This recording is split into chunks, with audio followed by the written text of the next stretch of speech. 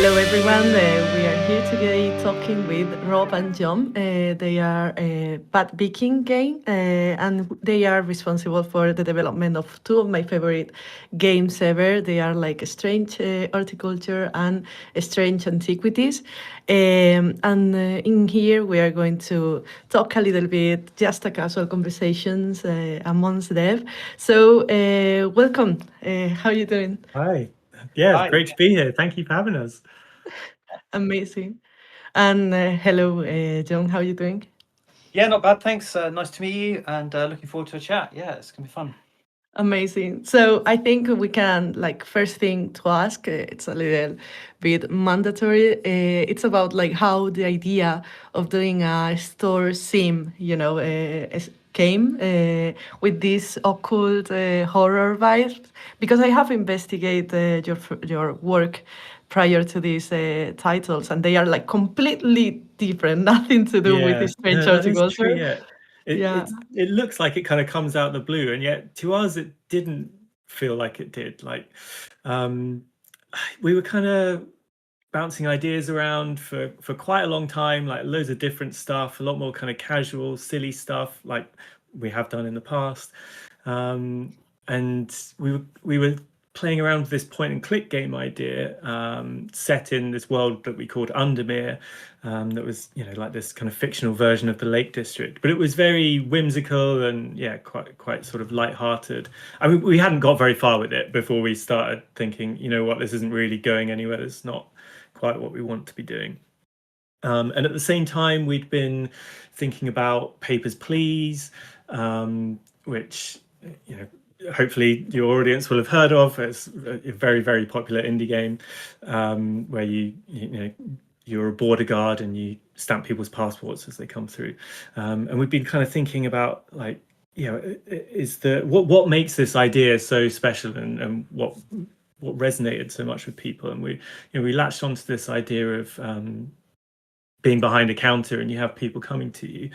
So that was kind of bubbling away in the background, and then it just so happened that I was out on a dog walk, spotted the word horticulture, just on a notice board somewhere, and that instantly triggered this idea of strange horticulture.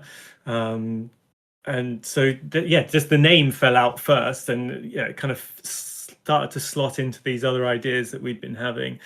And Yeah. I came home Usually, and Rob came yeah. home and was like, "I've got this idea to pitch for you. It's called Strange Horticulture. What do you make of it?" And I was like, "Yeah, I get that. I could just see it in my head straight away, like running this kind of really kind of odd, cool plant shop where the plants have like powerful properties and cool uses, and then you kind of have that idea, and then you start researching it, and you find like, yeah, plants back in the day and still do have medicinal uses, and we used for like warding off spirits and things like this. I mean, there's a whole compendium written by an English botanist called Nicholas Culpeper called Complete Herbal, and it just lists off all these kind of cool plants and their kind of cool uses. And we thought, yeah, we can make that into a game. That sounds really awesome. Haven't seen that before. It sounds pretty original. How can we make that game? Well, love the idea of that Papers, Please single screen layout that would keep the scope down, and the kind of idea of characters coming to you as being these kind of self-contained puzzles. That suddenly really worked. And then originally Rob was like, what can we do that's kind of different? Well, identifying plants is quite hard, right? You go into your garden, I don't know what half the plants are, I'd need a book, and then like there are ones that look so similar to another. There's some gameplay in here. And we kind of took that as the kind of main core mechanic, and then borrowed like a bunch of ideas from all sorts. Like we took the location from our point and click game Undermere, that fit really well with the idea. A map idea from Sherlock Holmes Consulting Detective, which we then also borrowed on a board game prototype that we were working on. And we were like, that works really well. And it's amazing how these things just start to come together and build into this kind of cohesive whole. and Yeah, yeah, it it's seems funny. like the confluence of like everything we're pointing to that direction, even like the dog walking there.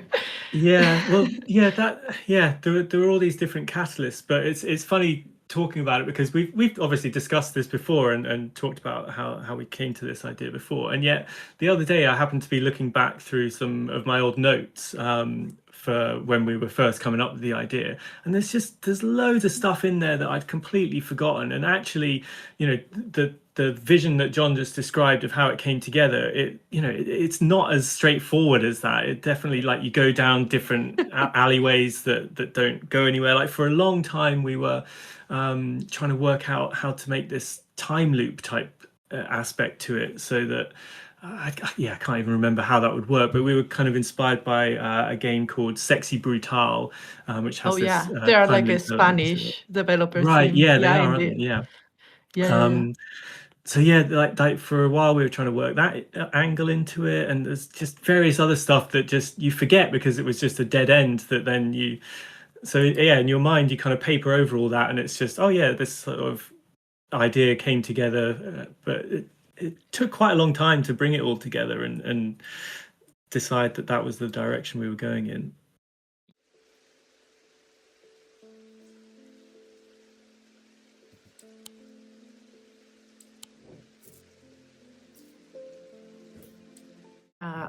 That like the process is always like if we think about the first prototype in Wax Heads, is like quite similar to what we have now, but there have been Right. like a lot of key changes in the middle that change completely how the game is played, and this links to one of the questions I have that I'm especially interested, and it's like, when I first played the Strange Horticulture, I didn't know that if I was like 100% like nailing everything, because I didn't have any, let's say, bad consequences, but I was like really cautious, just like trying to do the best I could, but really like afraid that I might have been killed someone in the background, and because you don't have like an immediate feedback until you fail one of the plants themselves. Okay,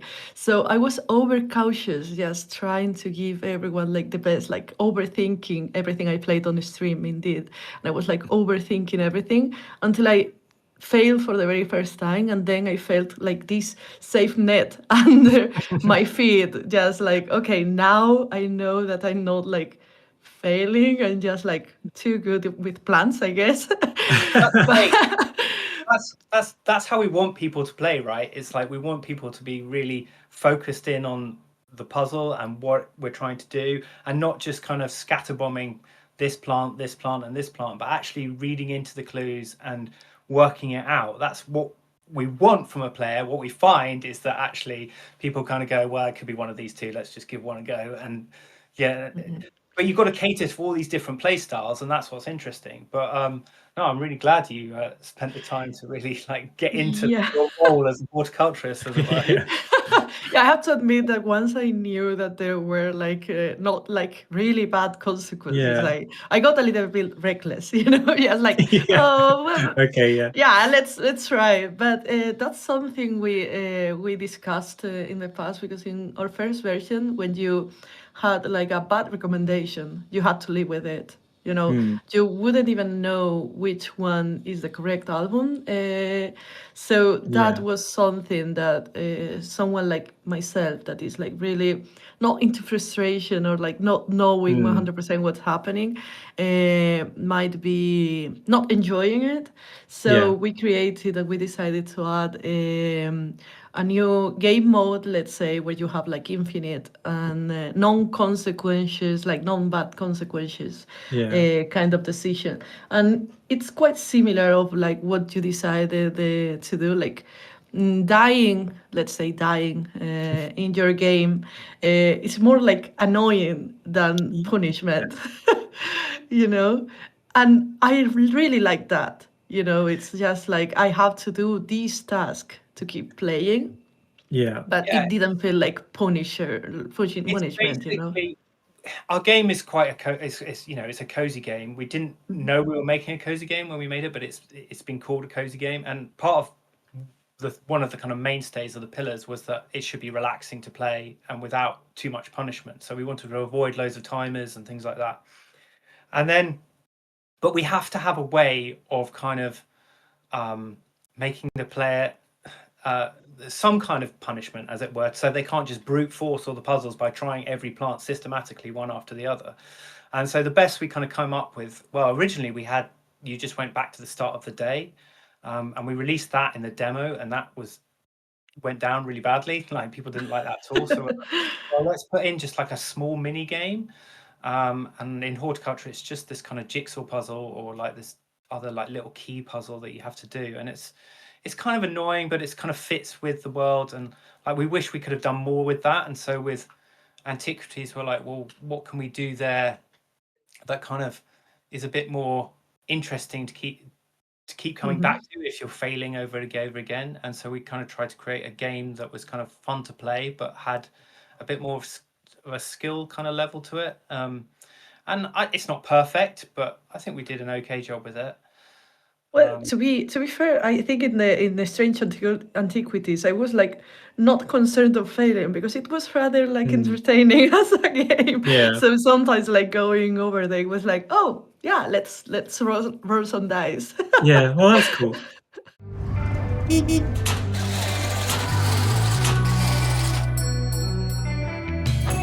So yeah, I liked how you guys did it. We played your Wax Heads demo. I like how you had the kind of different way of you can give them the perfect record, but you can give them, you know, one that they're sort of happy with. It's okay. So I was wondering, do you even have a fail state? Because I quite liked that it feels a bit more casual, and you know, like it's not super punishing, at least. No, yeah, indeed. When we started like the first demo, you had to go with your response. So all the different responses, at least the most relevant the ones that made some sense, even if they were a mistake, they are all scripted.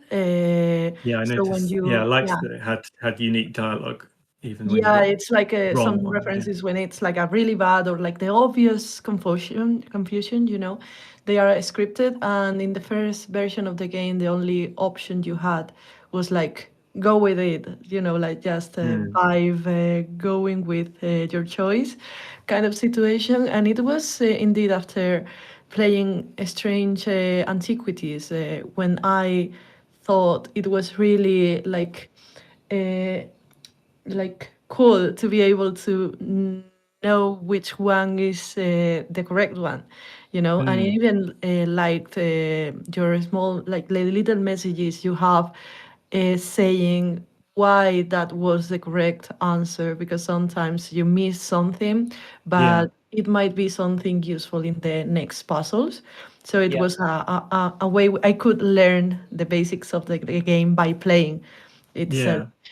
So at the very beginning, what we thought was just adding an accessibility option for people that are not really good with puzzles, or that they are willing to play in these other different ways without having to reload or something like that.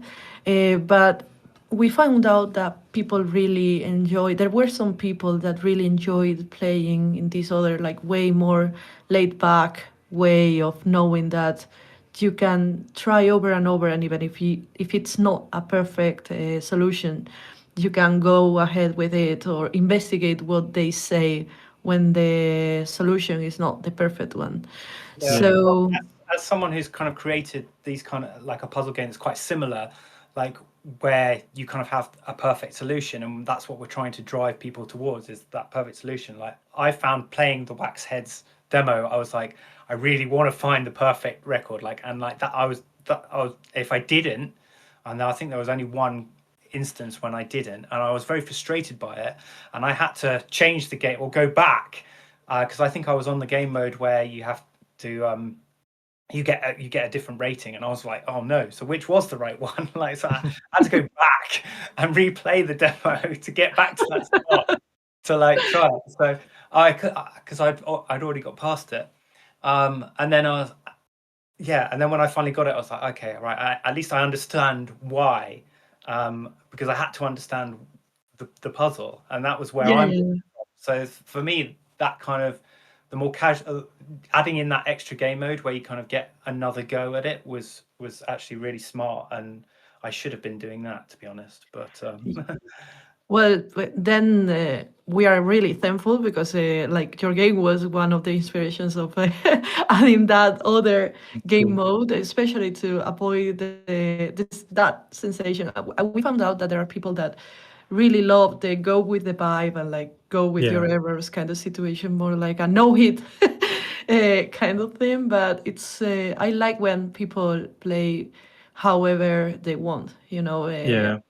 You cannot like play a game badly. You just play your own mode. Yeah. Yeah. And we are here just to give the best option that suits with you.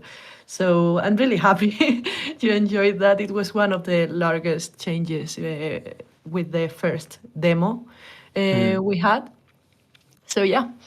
I really like that philosophy of the not necessarily the player is always right, but like they're gonna play how they want to play, and like everyone's different and everyone's got different ways of approaching stuff. So yeah, if you can kind of find a way to accommodate different play styles, I think that is and that's really something sensible. you know we have tried to do with our games, is kind of we appreciate that not everyone likes really tricky puzzles and like head scratchers where they get stuck on it for ages and then trying to work it out. So we put in like a hint system. Like that was always something that we wanted to do, kind of, but not like one which just gives you the answer, but try and give you like a little clue to the answer, and then you know follow that up with something that's a bit more detailed and might get you to the right answer. And yeah, and like you already mentioned, something we added in Strange Antiquities was this idea, like once you add the or give the player the item that they're after, we then explain why that's the right item with a bunch of points. So you can kind of, yeah, as you said already, it's like the idea was for people that are struggling to kind of get them into the way we are thinking when we're setting our puzzles, so that you know when it comes to the next one they might have a clearer idea of what they're expected to do. And it's really cool that you said that you found that really valuable, because it means that it was a really good addition, because it's something we only added really late in development, and we were umming and ahhing whether it was worth it, mainly because like it was like an extra 2,000-3,000 words that we'd have to localize and all of that sort of stuff, which is a pain. Yeah, indeed. Yeah, localization is like in the games, the kind of games we're doing is like really something. You have to work around that.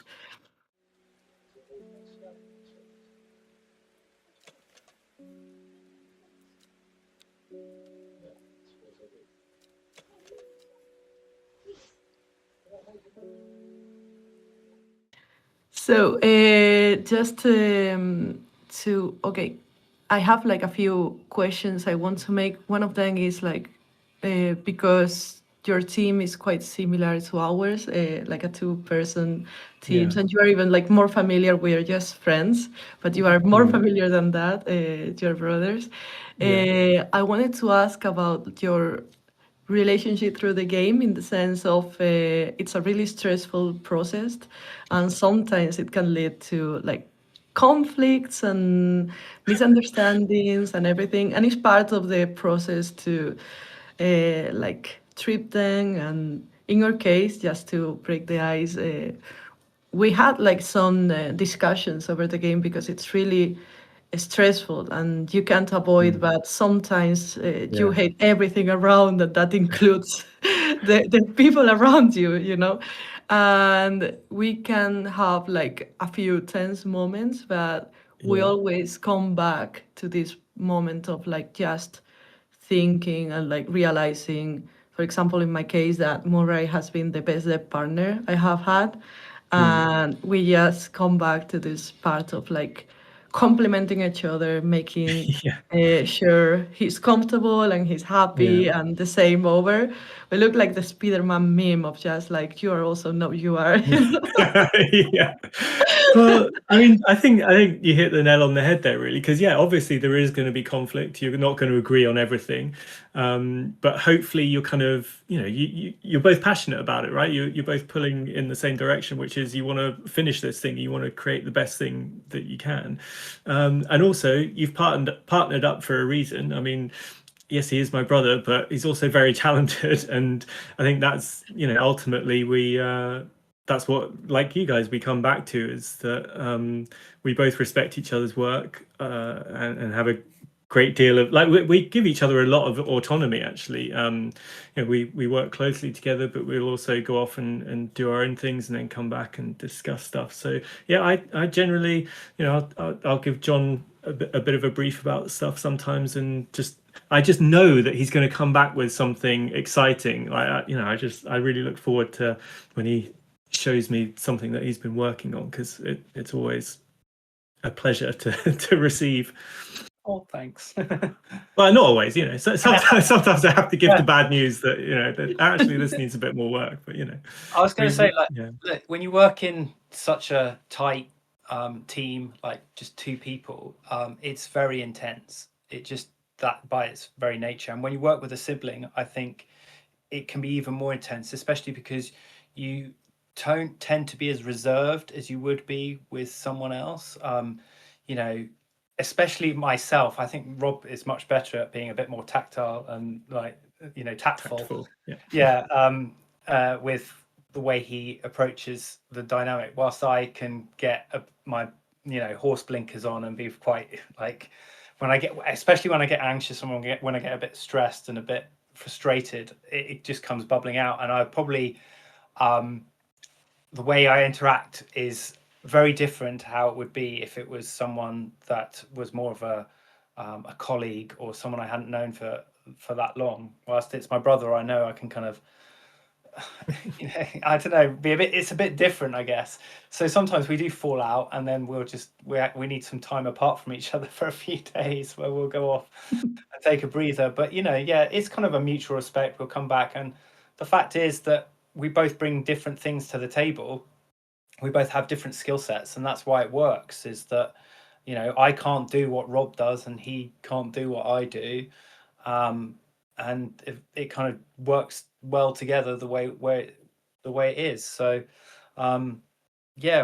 we've been very lucky to have managed to keep doing this for as long as we have without it's over 15 years now that we've been working together, which is kind of nuts. Walking away from each other. And but there have been times when we thought, oh god.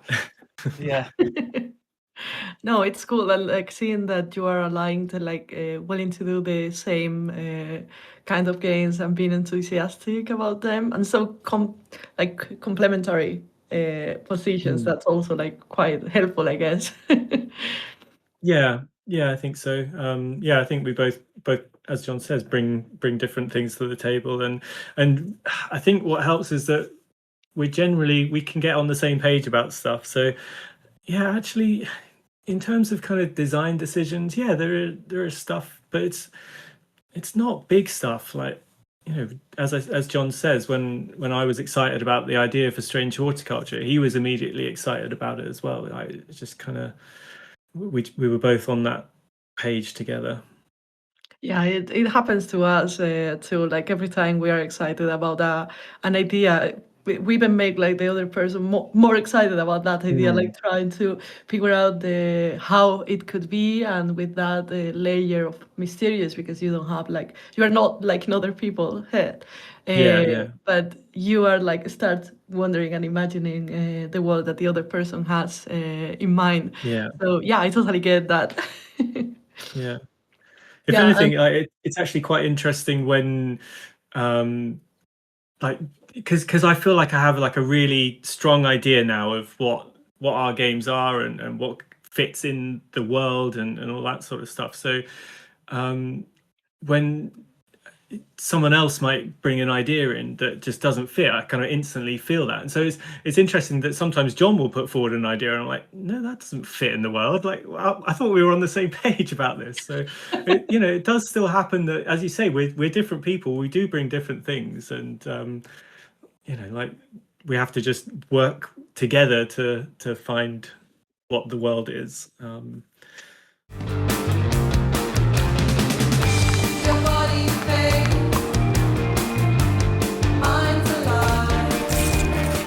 So I wanted to ask about, it's really cool that Strange Horticulture and Strange Antiquities, they share this world. It was a really nice addition that you could actually visit, let's say visit the Strange Horticulture place when playing Strange Antiquities, even if it was more like a reference Yeah, like a of little Easter the egg. Yeah. of everything. Do you plan to explore this like world of Undermere in your next games, or it's already like tied up with two businesses because you have like a whole a whole Yeah. lot of business that you can include in Well, this. it's already a little bit odd to have Strange Horticulture and Strange Antiquities in the same town, but I feel like there's room for something more. I mean, we're in that sort of process at the moment of deciding what we do next and finding it pretty challenging, to be honest. I think after Strange Horticulture, the idea for Strange Antiquities was I just kind of I don't think we thought too hard about it. Correct me if I'm wrong, John, but it kind of just felt like the obvious next step. I think it was either that or Strange Horticulture 2, and we sort of thought we've done plants, let's try something a bit different. Well, we were kind of like we were toying with the idea of doing a kind of DLC for horticulture, like a side story. But a bunch of like these ideas that we had kind of felt like they didn't really. We'd have to change up too many things within this small interface that we'd already got for Strange Horticulture. So we're like, well, we're going to have to make it a whole nother game to fit all these ideas in. And we felt like we'd done plants and comparing plants in interesting all the ways you can kind of compare two plants against each other. So we're like, what else is on the occult shop list? And it's actually quite hard to think of too many things. And so Antiquities was fairly high up on that list and just felt like a natural thing. But then we didn't realize how hard of a challenge it would be going from plants to Antiquities, where you've got going from plants which have similar features, flowers, petals, different leaves, but they're all kind of similar. It's kind of these disparate items made of different materials with different things on them, and we were like, how are we going to make that interesting and still be kind of puzzly with where there's more than one option that you could be considering for any particular clue. So we found that quite tricky, but eventually we kind of found the ideas that would make that work and brought it all together. But yeah, it was a challenge for sure.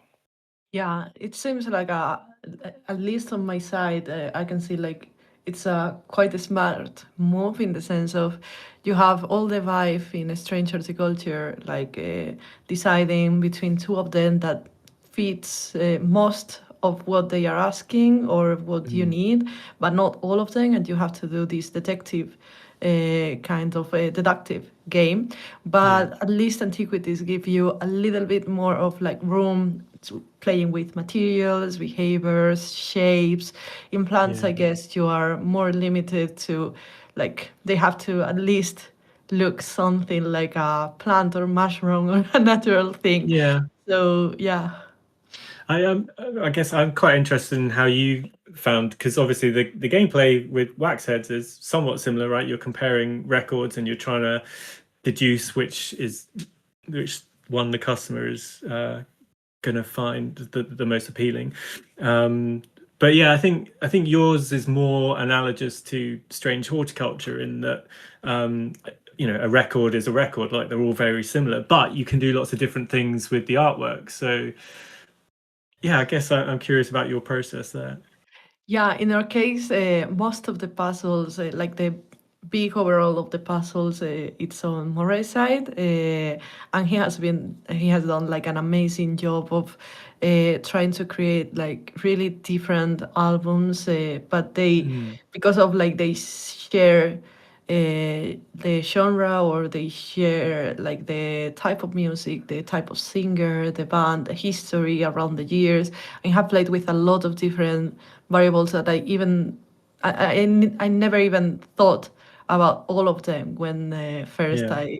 I saw the game, but even like what the customer has like on their Yeah. outfit can give you some hints about what album Yeah. is I in thought that there. was a really cool idea. I liked that. Yeah, and we also had the help of in a few months of Mairi, and she's an amazing designer, and she gave like a really solid foundation to Murray to work. She's amazing of doing like escape room kind of detective Right. design. So she knew all these like operational ways that you can deduct something, Okay. and it was a really good combination where that served as a foundation for Murray to build all the puzzles on top, and also to make them fit with the personalities of the different characters, because they are quite eccentric and different. Mm. So sometimes even like in the way they are talking is or behaving, it's part of the puzzle itself. Yeah. So it's a working several layers, I guess. Yeah. That's cool. But yeah. So in your plans, it's like the occult Lovecraft kind of vibes. Mm. It's something you are gonna embrace in the future, or you're looking forward to embrace in the future, or like this last 5 years or so has been enough. No, I think yeah, we're not done with Undermere, I don't think. Like people seem to have latched onto it really well. As I said earlier, I feel like I know that world inside out and just know it really well. And there's just so much potential still there that I'm not quite ready to be done with it. I mean, yeah, you do reach the end of, as you say, about 5 years working on these games and kind of think like, do we have it in us to do more of this sort of stuff? But yeah, I think, well, it's very tempting to be drawn away by other stuff, and like you see, there's loads of exciting new games coming out, and you see that they're doing different stuff, and obviously you get inspired by that and want to do different things. But we're still enjoying this stuff, I think. So To yeah, some extent, like yeah, it's getting harder, kind of, because we're trying to iterate on what we've done before and trying to change things and kind of do something a bit different, do something a bit new, but still set within the world that still kind of is what people would expect from a strange game if we're doing a strange game. So, but having done 2 of these games already, where we've kind of exhausted a lot of good ideas, and it makes coming up with a third game like much harder. Like we're finding it much harder this time round, I Yeah, think, than strange previous. music, strange record games. yeah, yeah, No, yeah, I totally get it. On the personal level, I'm looking forward to know more about like a strange Sega, because it's already like one of my favorite. But I couldn't understand completely like how draining, like not only creatively but even like emotionally can be, yeah, being with the same topic or kind of game, or like top, like for over years. yeah, I think I am right now in that kind of moment that is similar to almost all developers I know, of like not being able to enjoy your own game because mm, it's really close to release, and yeah, everything you see about the game is like I cannot yeah, even like, look at it. yeah, So yeah, this is not really talked a lot, because everyone is expecting you to love everything about your game because it's about to release, and it's completely the opposite. Well, I think Yeah, possibly particularly with our sorts of game. I mean, yeah, you're probably right in that it's a universal feeling, but I think particularly with a narrative game that you kind of once you played through it once, like we can't enjoy our game ever for the first time as a player would enjoy it, because we've solved the puzzles. You already know the answer, so you can't experience it as a player would experience it. And as you say, you've played it so many times in testing, that yeah, you do start to get a little bit sick of it. But then again, I mean, hopefully you'll feel the same, that we found it really energizing launching, well, both games. But when you see other people interacting with it and playing it and streaming it, you know, I loved diving in and watching people playing it. Found that really I energizing. cannot like watch a lot of streams because I get like Yeah. really, every time I like spot something minimal that it was not as I expected it to be, I get Yeah. in this really anxious state. Yeah. Don't worry, because I feel exactly the same. Like I really struggle to watch streams. John doesn't watch any of them. Yeah. I pick up on, basically, if they're having a really good time, I don't notice it, but I just pick up on that one friction point where they have like, or they get frustrated by it, and I'm like, like that. Why isn't that working? Or like, Yeah. it's the classic like perfectionist is that, you know, you could get 500 positive reviews and only focus on the one negative review. That's the only one that you're bothered about. Like, I'm that person, and that's I hate being that person, but it's also part of who I am, and I'm just, I guess, that. No, yeah, That's, and also on your team. So I totally understand. I'm kind of like a perfectionist too, and even like when people gave you like honest, positive feedback, but they like highlight some friction point and just like a suggestion, you know, nothing to worry about, but something they find not perfect, you know. Yeah. It's like, oh dear, I have to fix this and change everything just because Yeah. of this individual feedback that was not even negative, but because sometimes Yeah. we want to make like the perfect game for everyone, and that doesn't exist. No. Yes. No, that's a good point. Like you literally can't please everyone, and you know there are obviously people who don't like our games, and you just have to shrug your shoulders and say, well, it's not for you guys. At least, you know, we found some people that do like them. So Yeah, but sometimes it's hard, you know, you put like yeah, too much passion in there, you know, yeah. and No, I get finding it. that Yeah, someone is not receiving it. It's like, yeah, it's like, okay, I understand. But emotionally, it felt like a little bit like sad in the inside, you know. yeah. But yeah. I totally get it. So I'm happy I'm not like alone in this boat. I suspect there are a lot of devs in that boat. Yeah.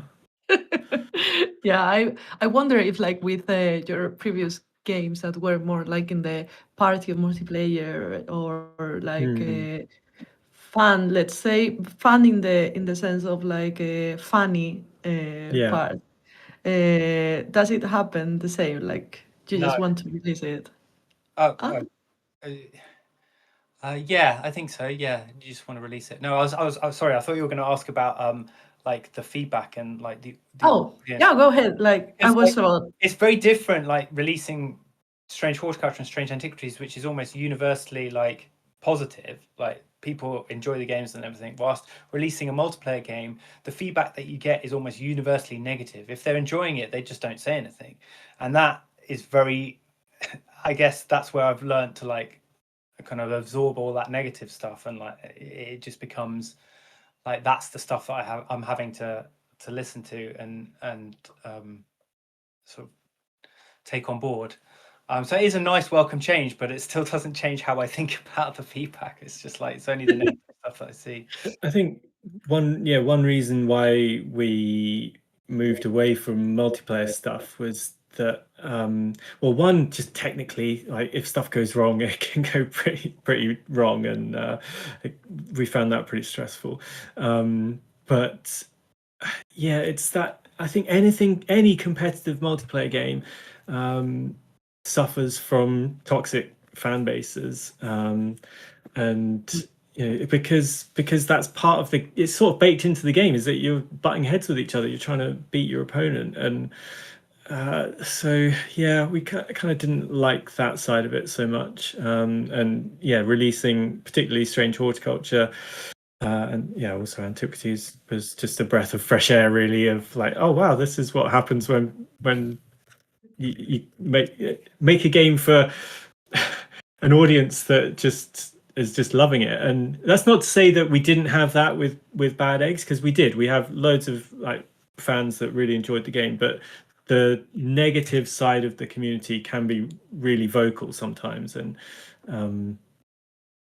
yeah, we did find that a bit challenging. But then, you know, I think you can probably have that on single player stuff just as much as you can multiplayer. I just think multiplayer tends to bring it out of people a bit more, perhaps. But then I think the genre of game does as well. Like, yeah, I don't think you'll be getting that sort of stuff. I'd hope not on Wax Heads, because it's just it's vibesy, right? It's going to attract a certain type of person who's just there to chill out and enjoy the ride. Yeah, I'm happy we will have like hopefully people that will especially enjoy like the story and like enjoy the art that Moray did. That is like amazing. The music that is composed mostly by Gina, with Gina Logging, with some stars invited. You know. I think that's done incredibly well. It's something that we thought was really important when we were creating our games, was this sense of time and place and creating an atmosphere. So we put in so many little details to try and like establish like that kind of dark and moody but cozy kind of vibe. And I think more than anything with Wax Heads, what I got from playing the demo was this.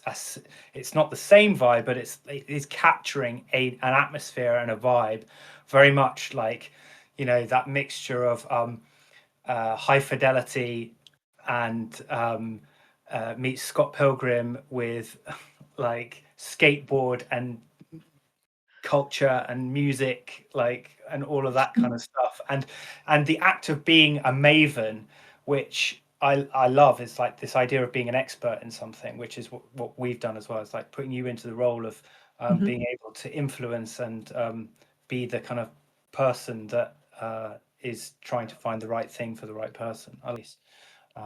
Yeah, now that you say it, I found myself while playing your games to be like silently role playing a little bit, you know, like even like not talking directly. I am not like talking myself in my room while playing, but mentally I'm just like saying, "Oh, you are gonna love this. Like, don't worry, I'm with you." That kind of situation, like interacting with the characters that came, that they were in a not like, let's say, a vulnerable position. They're asking for help, and you're really willing to help, and you feel that kind of connection of like trying to do the best for them or the worst. Like, it depends of the of the ending you're aiming, but like the best of the worst for them, but in an emotional way. With an emotional connection in there. I guess this was this like something you planned to do while designing the game, or it was more like a consequence of just like having this dynamic of you are an expert and you're recommending stuff? Yeah, I think it probably is just a natural consequence. I don't think it's something that I mean, what we did design for was, as we discussed earlier, that kind of idea of the player inserts themselves into this role. So they take on the role of the horticulturalist, and the horticulturist, I should say, and that's what we call them in the game.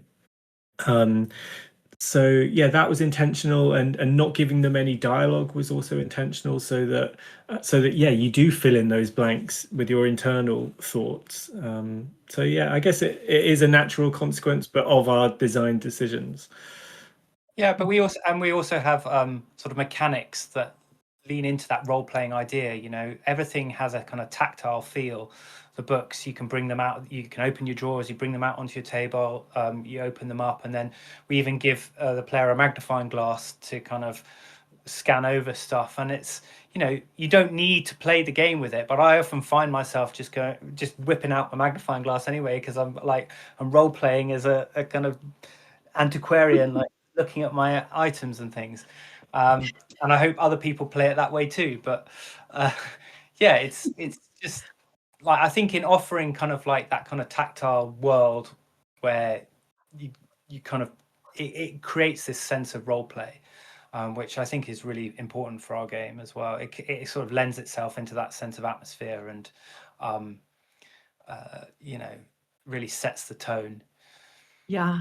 Who doesn't want to pet the cat, of course? Oh, that's really interesting, because obviously the cat has been vital for the game's success. I think like we would be lying to say that it hasn't been a huge part of it. Like marketing wise, we could do great. I mean, Rob's got our Hellebore and Jupiter plushies behind him, so we've been able to do so much with the cats that we wouldn't have done without them. And yet Hellebore, who's the cat in Strange Horticulture, was very much like, you know, fourth innings addition. That's a terrible metaphor because I don't even like, I'm not even into American football, but you know, that kind of like fourth quarter like addition, like right at the end of development, we're like, you know, this shop is missing something. What's it missing? And it's like, oh, you know, a cat. Why? Yeah, that's really cool. Like, why don't we just add a cat and the player can pet? And it doesn't really add anything else to the game. Like, there's no. But it's about the vibes and the atmosphere again, isn't it? Yeah. Yeah. Well, it doesn't add. I don't want to make a spoiler to people that is going to play the game. So I won't go into further details. But you really grow attached to the cat, and I realize when there is like this part of the game, I won't say a lot of details, where let's say the cat is the character, like the main character in that situation, and I felt really distressed, like oh no, like my body's ending kind of situation. Yeah, but that's it. Like I mean, obviously you can do that with human characters as well. You can kind of create those sorts of emotions, but I think that people do just naturally become quite attached to a pet character that you have. So yeah, we saw that as an opportunity to play with the players' emotions a little bit, do some interesting things there. Well, at least on my side, it worked, like as you expected, because it really grew. Like, and yeah, it was my everything. So, yeah, I think I have stolen like too much of your time already, and I'm really, really happy that you found some time to just like come and chat with us. It's been a wonderful conversation, knowing all the details about two games that I already love, and like how you have worked in them, and some of the decisions that lead to great titles. And yeah, I just want to thank you for your time, and I'm looking forward to see the next stuff you are going to release. So thank you very much. Thank you so much. Yeah, thank you very much for having us. Likewise, it's been a really fun chat, and wish you all the best with the launch of Wax Heads.